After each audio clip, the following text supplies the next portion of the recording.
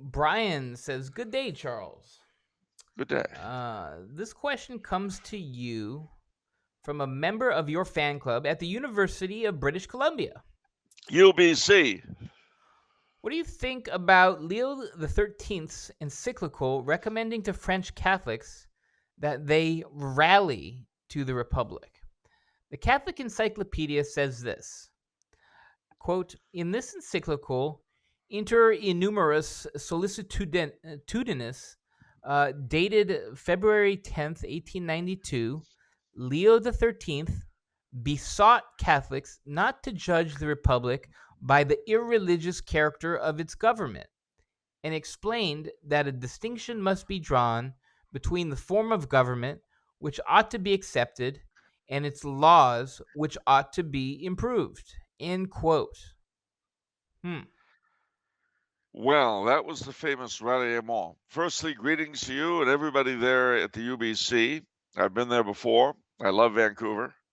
I love Victoria too. Just so you know, both wonderful places. Gosh, last time I was in Vancouver was 2007. Now that I think about it, been a long time.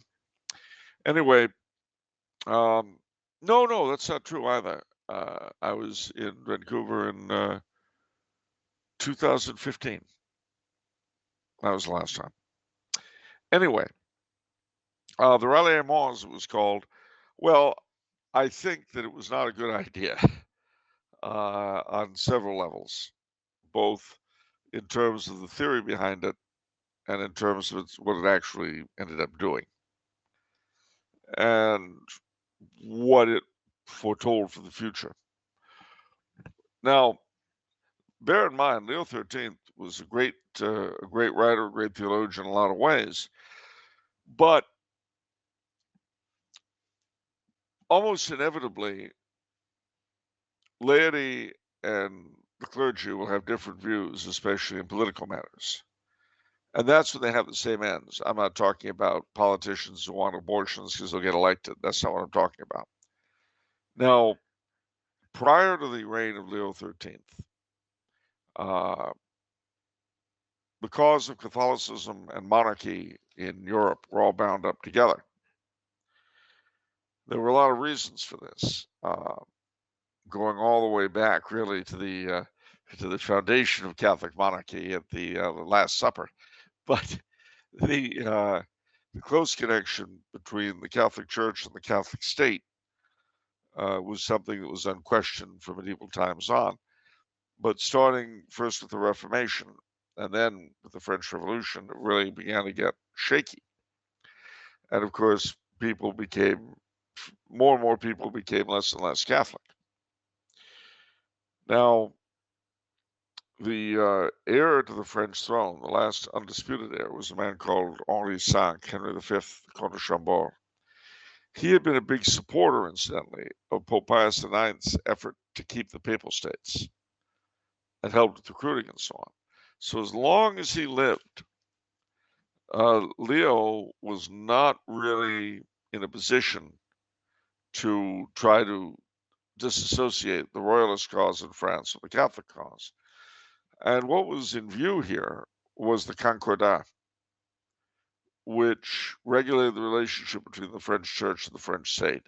Amongst other things, it provided for payment of the church and the upkeep of property and so forth. So Leo XIII was very keen after the Republic came in on not losing that Concordat. But the anti-clericals, of course, who soon came to dominate the Third Republic, they definitely wanted to get rid of it. And then the Comte de Chambord died in 1883. So Leo XIII thought the best thing to do was to get France's Catholics to rally to the Republic and try to change it by voting, for different laws and so on and so forth. That was the idea. It didn't work.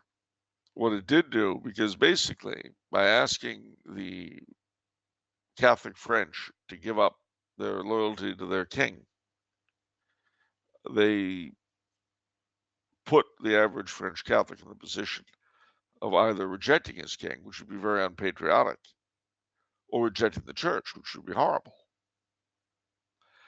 And it had the effect of splitting the church in France. And so, when the Third Republic really started to come in for the kill after the turn of the century, there was that much less effective resistance. But the ralliement became a standard later for the church's dealings with secular regimes. And the idea was that as regimes became less and less Catholic, and as Catholic monarchies and other Catholic states were overthrown, the church had to accommodate herself to this new reality.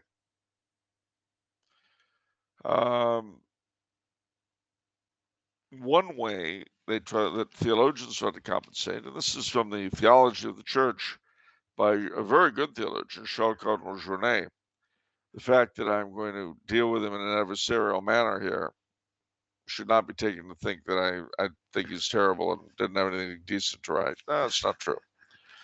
He had a lot of interesting stuff, but I'm afraid he had picked up the same superstition that Leo XIII had acquired, that most major theologians have.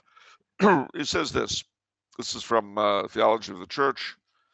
The relationship between the church and temporal power is 435. The things that are God's and the things that are Caesar's. At the time of the apostles, the church enters the world like a stranger. She only asks permission to announce here below a kingdom that is not here below. In return, she invites her children to submit honestly to everything humane and legitimate that the authorities of this world may command. She knows full well that she radiates a virtue that is also capable of transforming and enlightening, little by little, the institutions of this world. But at that stage of development, that is not her first and immediate concern. To her way of thinking, it is only a secondary, subsequent, and long-term effect. It takes no time, however, for the political authorities to start worrying. The temporal structures of the empire are too hardened by paganism to be receptive to Christianity. Persecutions break out. The church presents to the world a hitherto unheard of spectacle. She does not answer violence with violence. The situation will change, beginning with Constantine. A great new idea will appear and will seem to become feasible. Since the Christian life is not accepted in the pagan state, why do the Christians try not to join together in a Christian state? That is, in a state where the notion of citizenship would imply being baptized. The non-Christians, Jews, or pagans would not be regarded as enemies of such a state. They would be welcomed in law as having the title not of citizens but of foreigners. The gospel distinction between the things that are Caesar's and the things that are God's will be safeguarded. It will never more be erased from the church's memory. Yet the things that are Caesar's, while remaining clearly distinguished from the things that are God's, will be able to have a ministerial function with regard to the latter, and it will be possible to summon the institutional apparatus of the state for the purpose of ensuring the spiritual unity of the peoples and defending them against their enemies, both from within and without. Thus will be established, for better or for worse, in the light of the Christian faith, a certain fixed Christian temporal order that has been called sacred Christendom. The involvement of spiritual authorities in temporal matters will increase, and over the years, the consequences will weigh heavily on the spiritual life of the church. Precisely where the dangers are the greatest, faced with the deficiencies of the Christian princes, the Pope will consider himself obliged to join to his inalienable and spiritual title of Vicar of Christ, that of Guardian of Christendom, in a precarious and temporal way. It was on the latter grounds that he took part in the Crusades and in the repression of heresies. The vision of a sacred Christendom, which appeared at first as grand an undertaking that no doubt had to be tried, would end by seeming to be more harmful than helpful to the church, and more apt to disguise than to reveal her true nature. The essential Catholicity of the church is meant for all the peoples on earth. How could it not be veiled, for example, in the course of the Crusades, in which the cross of Christ, which extends its arms over the east and west, was in some way reduced to a worldly symbol, so as to become the standard for an enterprise that, however justified, necessary, or magnanimous it might appear, by its very nature depended only upon the Christian temporal order. St. Francis of Assisi would experience this when at Damietta he left the camp of the Crusaders to go to preach to the Sultan. Well, that's true, he did, but how did he get there? He didn't fly there magically. And how would the church not seem to be compromised by the policies of too many quote unquote Christian emperors, of too many kings who were quote unquote Catholic or très catholique? How could she not consider herself betrayed by an unexpected event that would end by setting Catholic states against Protestant states and subjecting entire peoples to the ordeal of the wars of religion? Now, this is the fun part.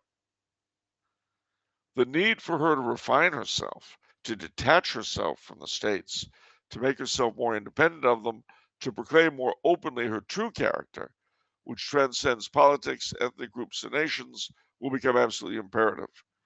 One step forward is becoming more aware of her own nature, which is at the same time visible and spiritual, apart from any one culture or political system.